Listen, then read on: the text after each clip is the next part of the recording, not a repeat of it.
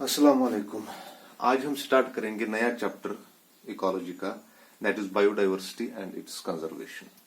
सो पहले हम biodiversity term को जानने की कोशिश करेंगे एंड आफ्टर दैट दूसरे लेक्चर में हम कंजर्वेशन पार्ट पढ़ेंगे। Biodiversity is a short form, it is the short hand of biological diversity. So term से ही पता चलता है कि बायोडाइवर्सिटी है क्या चीज। So that means biodiversity is the diversity of living world. Term से ही पता चलता है डाइवर्सिटी, और we can say variety of living world. तो इस लिविंग वर्ल्ड में या बायोलॉजिकल वर्ल्ड में या इन सिंपल टर्म जो भी लिविंग थिंग्स है, लिविंग ऑर्गेनिज्म है, उनमें कितनी वैरायटीज है, that is called biodiversity. This biodiversity term biodiversity, it was first coined by Walter G Rosen in 1986 में। सबसे पहले 1986 में वाल्टर जी रोजन ने इस बायोडाइवर्सिटी टर्म का यूज किया है। Biodiversity refers to the totality of genes, species and ecosystems of a region. Means एक रीजन के अंदर जितने भी पॉपुलेशंस होंगे या जितने भी इंडिविजुअल्स होंगे, उन इंडिविजुअल्स में टोटल नंबर ऑफ जीनस कितने हैं, टोटल नंबर ऑफ स्पीशीज कितने हैं उस रीजन में, या इकोसिस्टम्स कितने हैं, दैट इज कॉल्ड बायोडाइवर्सिटी। तो बायोडाइवर्सिटी को हम दो लेवल्स पे पढ़ते हैं। वी कैन स्टडी इट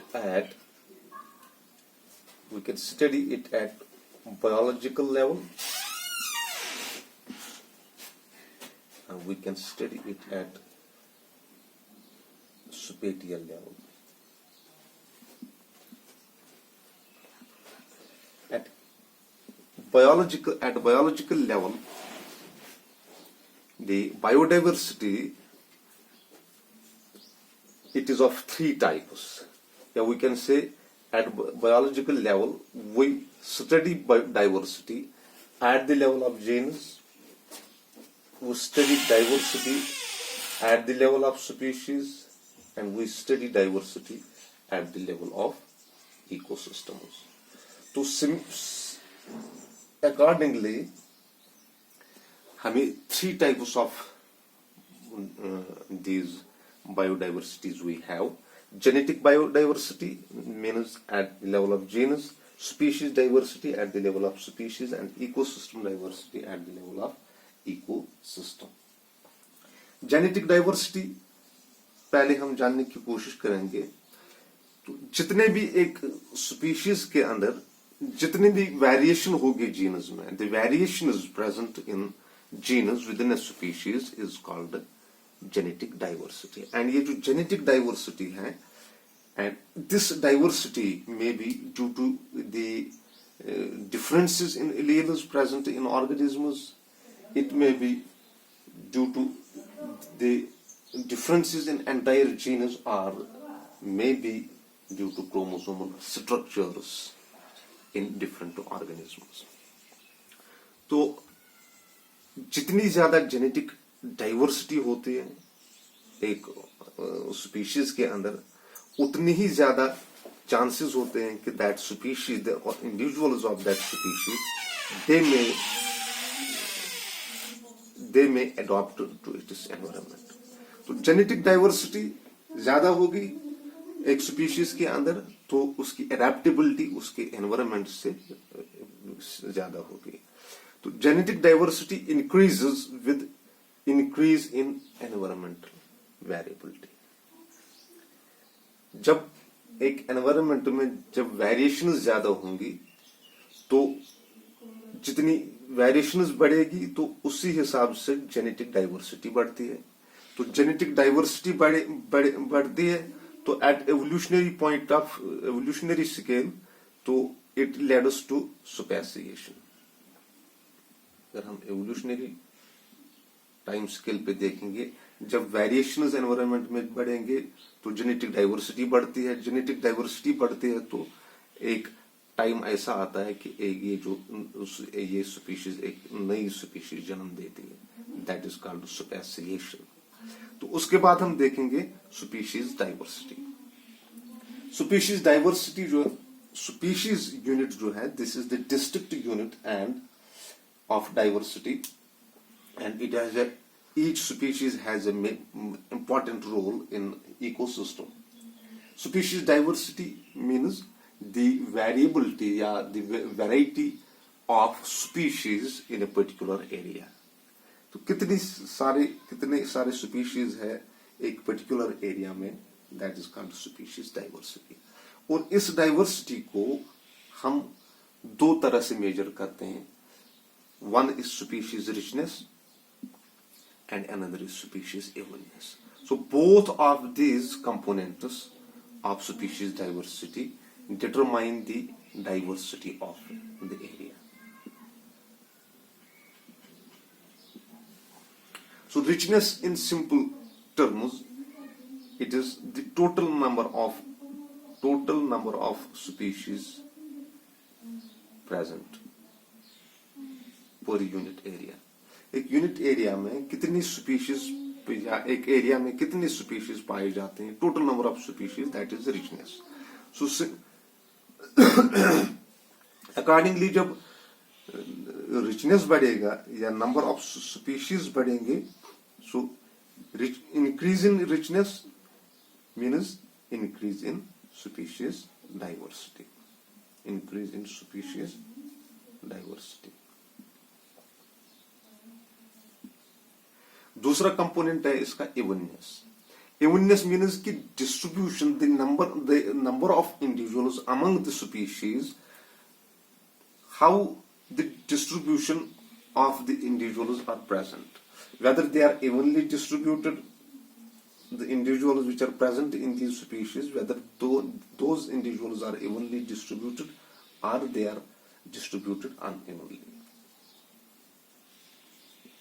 तो जितनी ज्यादा इवननेस होगी या इक्विटेबिलिटी जितनी होगी उतनी ज्यादा स्पीशीज डाइवर्सिटी होती है.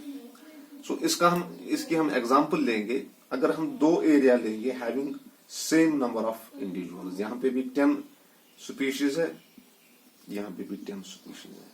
So area A B and area ए.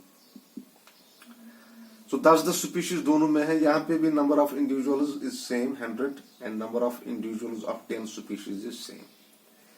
तो in this area each species is represented by 10 individuals. So 10 individuals एक स्पीशीज के अंदर है. So this is evenly distributed. The distribution of individuals present in these 10 species is even 10. Here 6 species have 15 individuals each. 15 individuals each. तो 6 species है जिनके 15-15 individuals हैं. Means अब जो 4 स्पीशीज रह गए, खाली सिर्फ उनमें 10 इंडिविजुअल्स पाए जाएंगे. Suppose we have 5 in one species, 5 individuals in 6.90. Yes. अब 10 बच गए total. We have 5, 3, 2 and 1. So this is the distribution.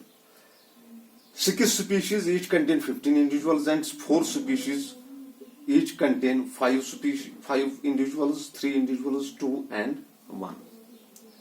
So this area B, the individuals present in these 10 species is not even. One species is only represented by 1 individual. Another species is only represented by 2 individuals, and another species represented by 3 individuals. So the area B is the distribution of individuals is uneven in area B. Even though we have richness, we have same richness. अगर इसमें भी group, इसमें भी richness वही है 10 individuals, इसमें भी 10 richness in species है, but evenness is more in species in group A. That is why we consider both of these components, richness as well as evenness. So when we consider these two components, and after that we can conclude which area is more diverse in species. So naturally here the area A is more diverse than B because it has more evenness of individuals.